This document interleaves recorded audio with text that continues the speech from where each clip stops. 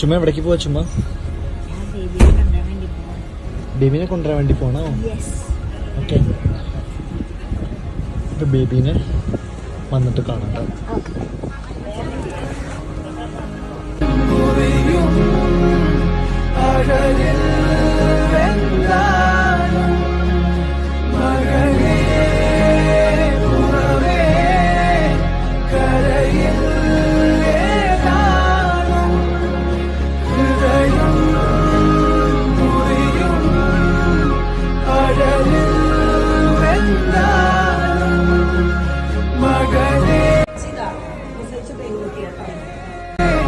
Cara